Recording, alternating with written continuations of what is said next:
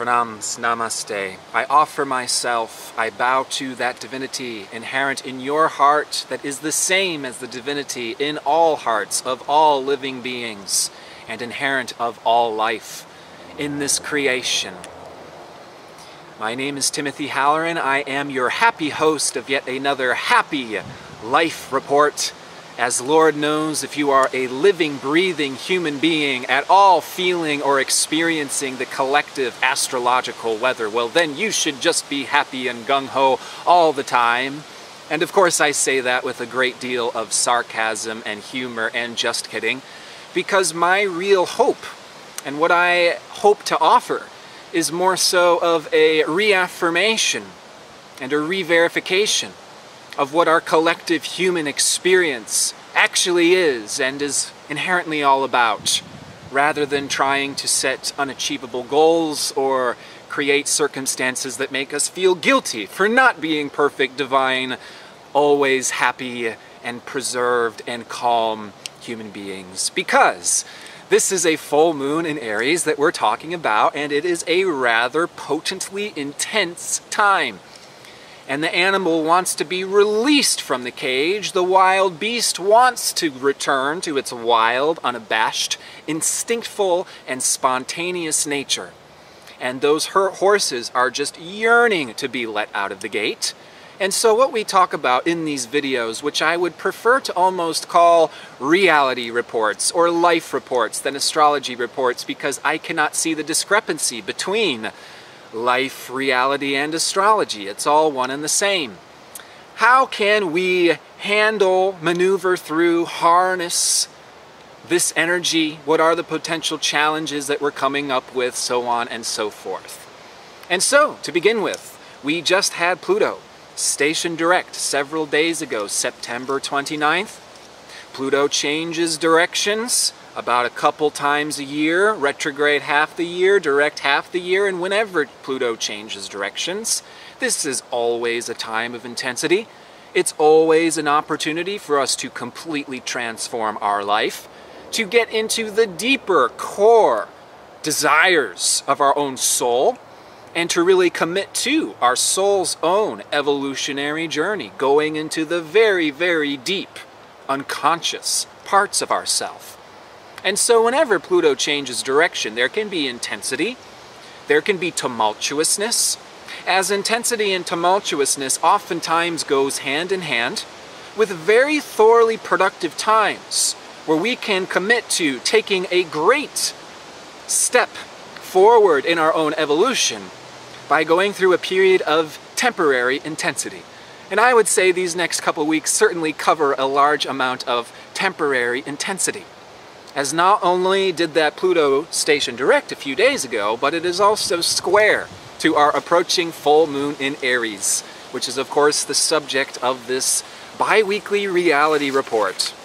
And so this full moon in Aries is at 12 degrees and 43 minutes of the sign of the warrior, the animal instinct, our own physical nature, our physical energy, our blood. And this full moon is also, again, square to Pluto. This full moon is Thursday, October 5th, here on the east coast of the United States, around 2:40 p.m. And so Aries, the sign of the warrior, is the first sign of the zodiac, being that first sign that is the courageous plunge and separation from the rest of reality. Aries is the sign of the individual leader. Aries is the sign of initiation, going where no man or woman has dared to go before. Aries is that warrior that will lead, that will initiate, that will pave and break away from the rest in order to explore his or her own desires and being led by our own gut instincts. And so Aries is ruled by Mars. And if you ever saw the glyph of Mars, it's a phallic symbol, as Aries and Mars has very much to do with our libido, but also the sword. Again, Mars is what paves the way. Aries is the individualization function, Like when we are born from our mothers, there is a cut of the umbilical cord which separates us, and the symbol of individualization is that sword of Mars, leading the way. This is what I must do. These are my desires. Mars is our own personal, relatable, and oftentimes instinctual desires. And so when we're dealing with a full moon in Aries, these desires are particularly amplified through our emotional body. And so now we're dealing with emotional outbursts, emotional reactivity, and yes, this is a time of reactivity. This is a time of needing to be careful in terms of how we're handling our own energy and in terms of what we're doing out there in the world as well. Because Mars in Aries is the sign of the daredevil. This is a time where we want to have our adrenaline running, we want things to be exciting, and we may be a little bit more instinctively willing to take risky plunges than we would normally check in with ourselves. And this is a time where our emotions can really be outpouring, you know, anger, frustration. This is Martian energy. And I'm going to be very clear about this Martian energy, which again can manifest as frustration, anger, the desire to not cooperate is a big theme going on these next couple weeks. I'd rather do it on my own. It's better off on my own. I feel lonely whether I'm in an intimate relationship or not can be some of the themes that we're experiencing these weeks. And there is opportunity in this. Again, we want to go with the flow. There is opportunity, as we'll be talking about, to figure things out in our relationships. Venus is coming up into a conjunction with Mars the same day as this full moon, October 5th. Mercury just moved into Libra on September 29th and is going to remain in Libra for the next 2 weeks. For the next 2 weeks, there is a mutual reception between Venus, who's now in Virgo, and actually Venus is going to move into Libra on October 14th. Until the 14th, we have a mutual reception between Mercury and Venus. Mercury is in Venus's sign of Libra, Venus is in Mercury's sign of Virgo. There is a lot of opportunity for us to be communicating. What are our desires? What paths do we want to initiate on our own?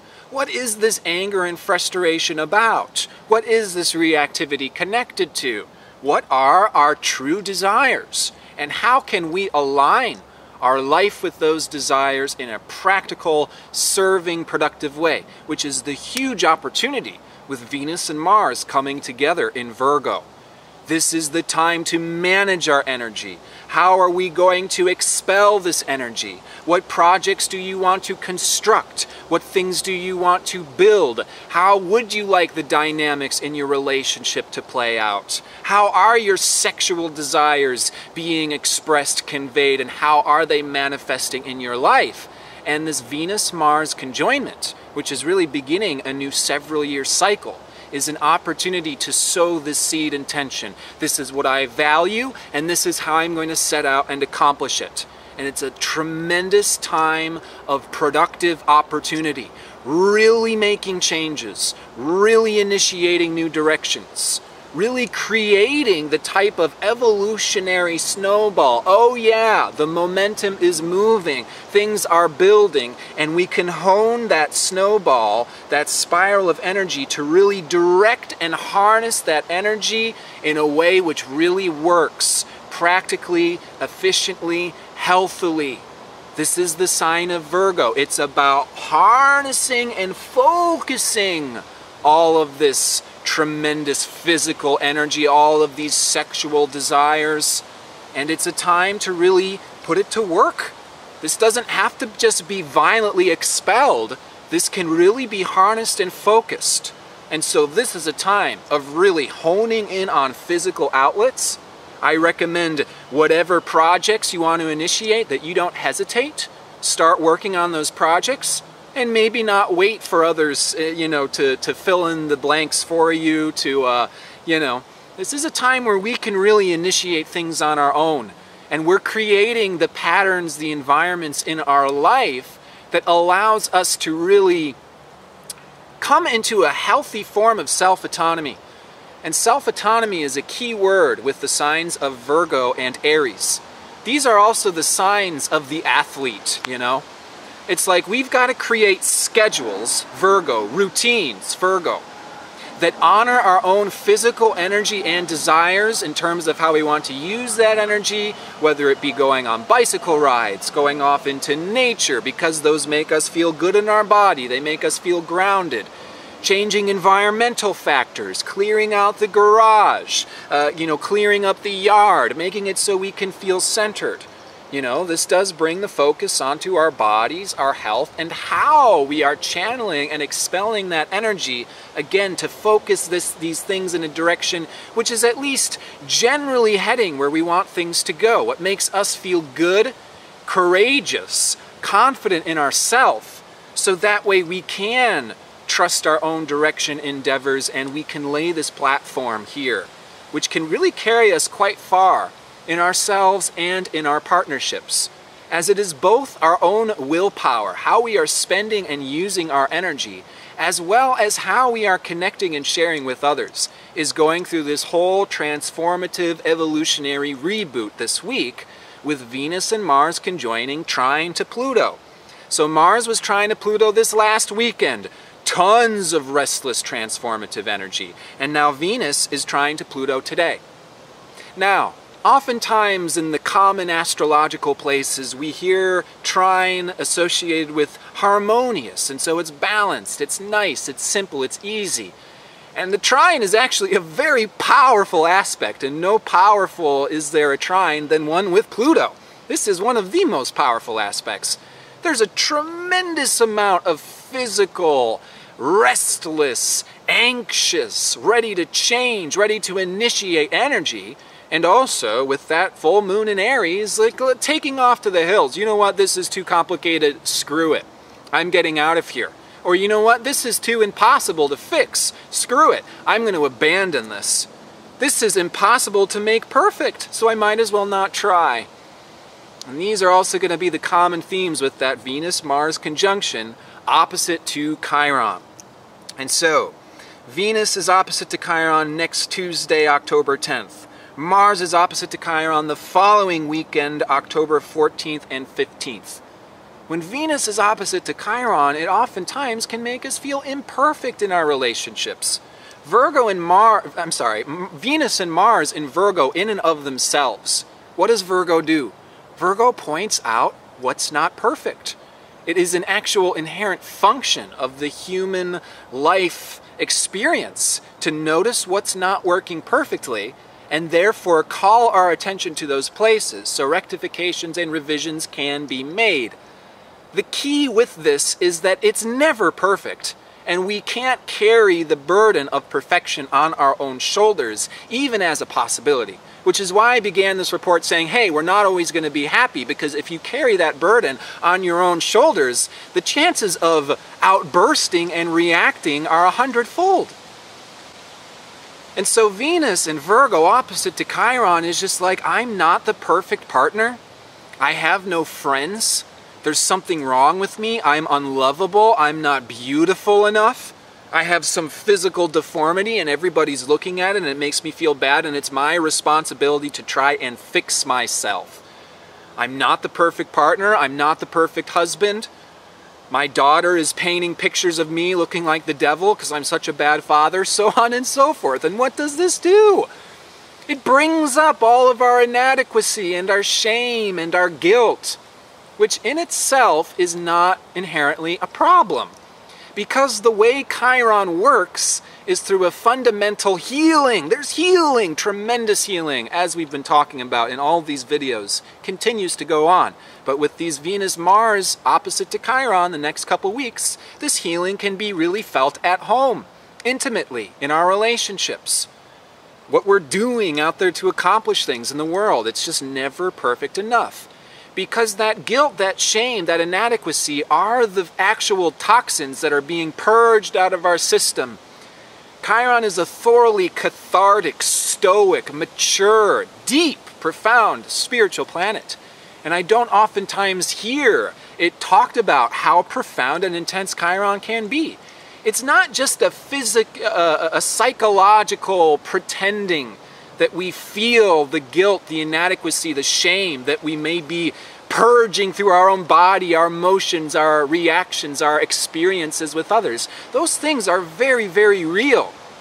This healing and digging down and going into hell is very real. It's not just psychological, it's not just being overly negative, it's acknowledging the actual functions and experiences of life, so that way if you feel like you are energetically hanging your head over the toilet and violently purging out several lifetimes of food poisoning, that is good. That releasing of toxins is happening.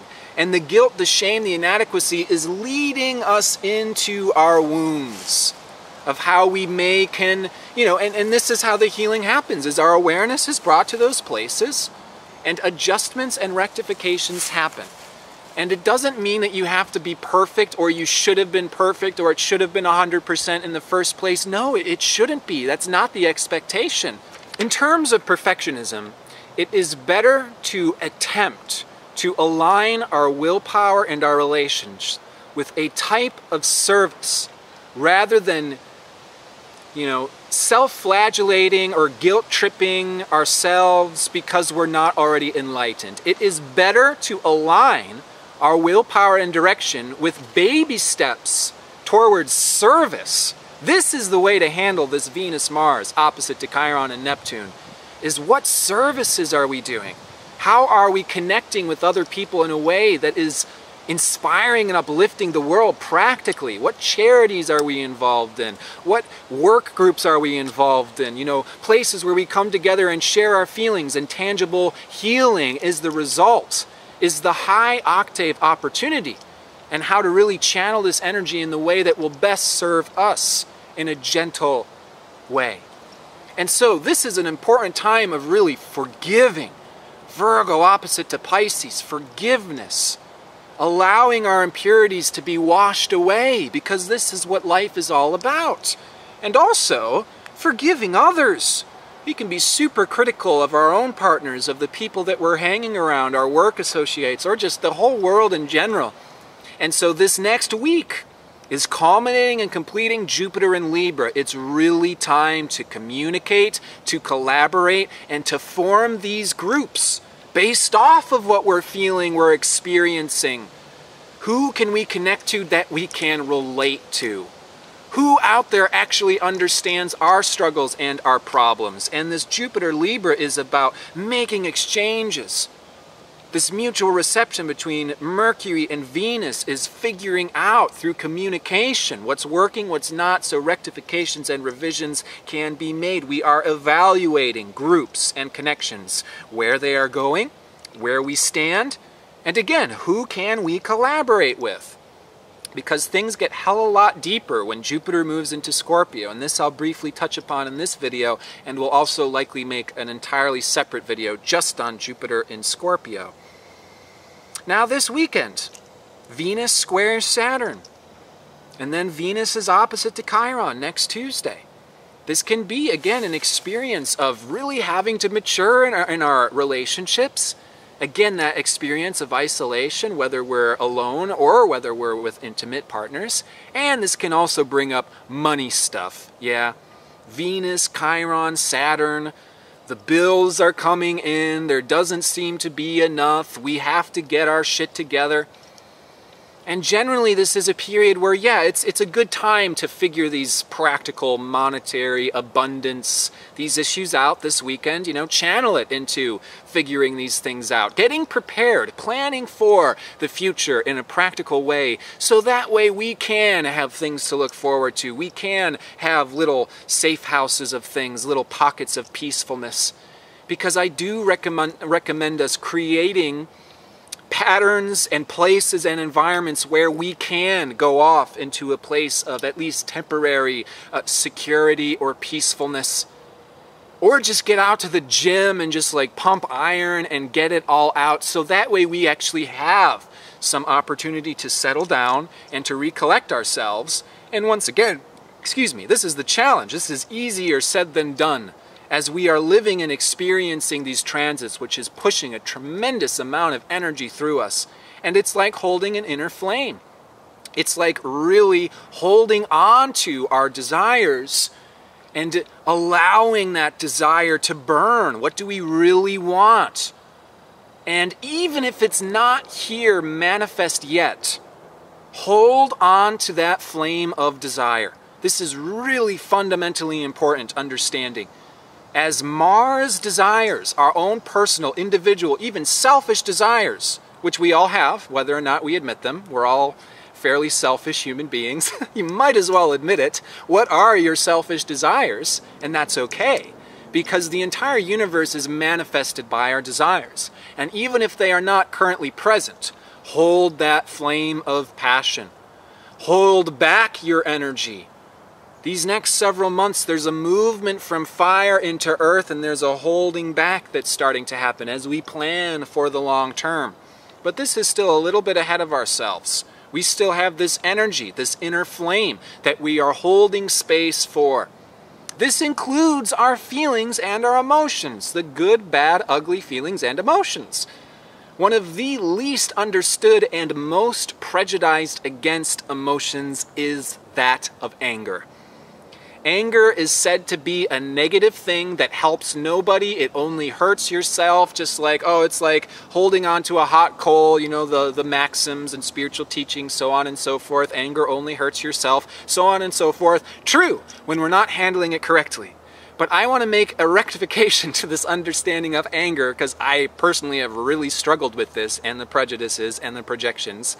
Anger is suppressed passion and suppressed creativity.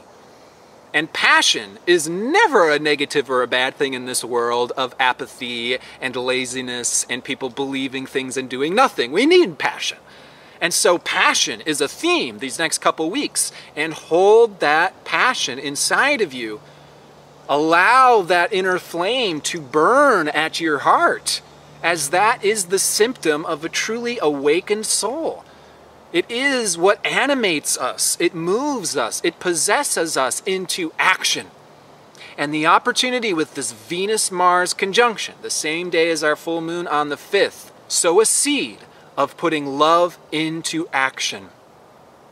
What services, what work, what devotion, what practices, rituals, routines, magical spells will allow us to actualize those inner flames, those inner desires, and put them to work to manifest in an alignment with love and how we are sharing and connecting with other souls is the grand opportunity of this time, and also where we can experience those tensions, challenges, and struggles. Allow yourself to embrace the fact that these tensions, challenges, and struggles serve that direction and endeavor of bringing love into action. And even if you don't have it perfectly aced, that only means that you're still living and breathing. You're still a human being, and therefore we will continue to walk forward one baby step after the next, you know? It's like you don't have to have all of your house perfectly immaculate clean before you can go to bed and allow yourself to settle down. This is another thing to be really aware of with Aries, is Aries just goes for it, goes for it, goes for it. There's no settling. I can't wait until this is done. This is my goal. This is my direction. You and you, get out of the way. Hey, scheduling issue. Sorry, no flexibility here. You know, we have to be flexible.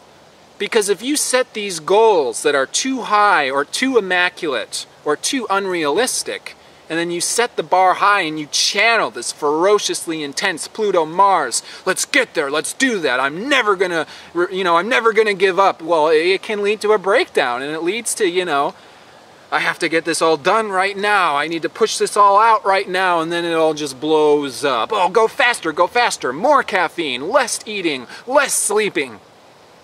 We do need balance for all things.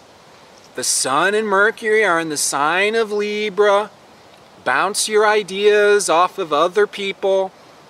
See what's actually going on in others. Try to bring balance in your life between work and play. Between the energy spent and the energy that you're using to fill up your own glass. And really, this is a time of mastering that intricate balance. and the pendulum will swing one way or the next. Too much time in isolation, too much time self-sacrificing, and do not self-sacrifice this week. This full moon will erupt so intensely if we do. On the day of this full moon, the sun is also quincunx to Neptune. Sun in Libra, oh yeah, it's all fine. Oh yeah, I can do it. Oh yeah, I'm the one for the job. Quincunx to Neptune, oh yeah, this lofty goal is so achievable, and well, I guess I'm the only person for the job, and well, nobody else is going to do it besides me, and I have the vision, I have the goals, so I might as well just do it now, and yeah, it's all going to be fine, you know. The shadow of Libra is denial, and covering up the negativity, and covering up our own feelings. Oh no, I'll take care of it, it'll be good. And this ends to energy depletion, or an eruption of all those suppressed, swept under the rug emotions and feelings. And it's just like, be sure to create that bubble for yourself with this full moon in Aries. Otherwise, the inner animal and warrior in us is going to force that to happen anyways. The key for Virgo and Aries is self-autonomy. Create self-sufficient patterns, schedules, routines, diets, opportunities, means of connecting with others, work, that really allows us to feel good and settled and balanced, and acknowledging all of the particular things that we need and desire in our own particular self. You may not go to bed the same time as your partner, and that doesn't make either one of you a failure. You may have different dietary choices than somebody else, and that doesn't make you a failure. You may have less energy than your work associates, and that doesn't make you a failure. Mars is opposite to Chiron on Sunday, October 15th, while the moon is in Virgo. It's like, it feels like we're not doing enough. Or the energy is always there when we need to be settled down, and it's like we're sitting in the movie theater or the ballet, you know, play, and we're just trying to get out of there. Or then we get to the work situation and we're supposed to be a gerbil in the wheel, and we're just tired and we want to lay down and relax. And again, this Chiron opposition is purging the inadequacy, the guilt. I'm not good enough, I'm too lazy, I have no direction in my life, I don't know who I am, I don't know what I want, is all of the toxins leaving your system, which will create a creative opportunity, a spaciousness for you to self-reflect, clear all that shit out. It is okay that you don't have it figured out. It's okay that you're not perfect. And that little seed sprout is just going to grow up one day, and you'll see it.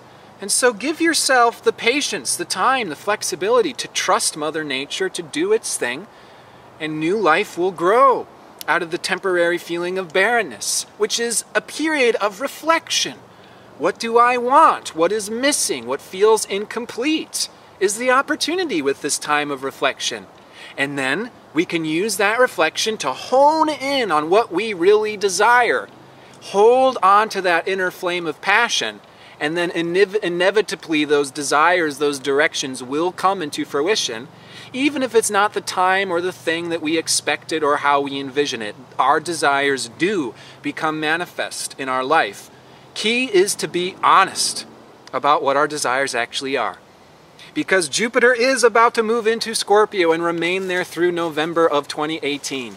And I'm just going to really quickly go down the list here because my camera's about to die. But this is all about investigation of what we actually desire. This is illuminating our deep inner process. Scorpio is the sign of our unconsciousness, our shadow, and Jupiter is the sign of illumination, expansion, and the light. And so for the next year, we are about to be scuba divers and spelunkers, holding our candle, our flame, as we go into the darkness, as we explore the unknown and illuminate the unknown, and learn about all sorts of mysterious, wonderful treasures, as well as hidden motives and desires and intentions. This next year is about disclosure. It's about understanding what our true desires, our deep inner process is really about.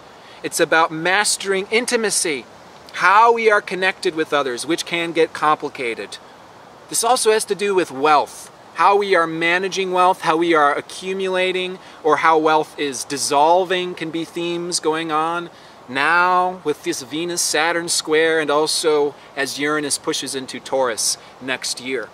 all about sexuality with this full moon in Aries, Jupiter moving into Scorpio. And so whenever there is an ingress, which is the fancy astrological word for one planet's moving from one zodiac sign to the next, a culmination and a completion of Libra, who we're connecting with, who we're teaching with, how we're sharing what we love and we value. This is what's wrapping up.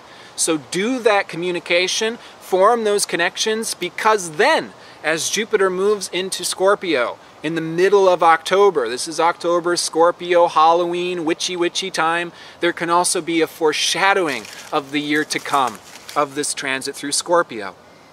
This is about our sexuality.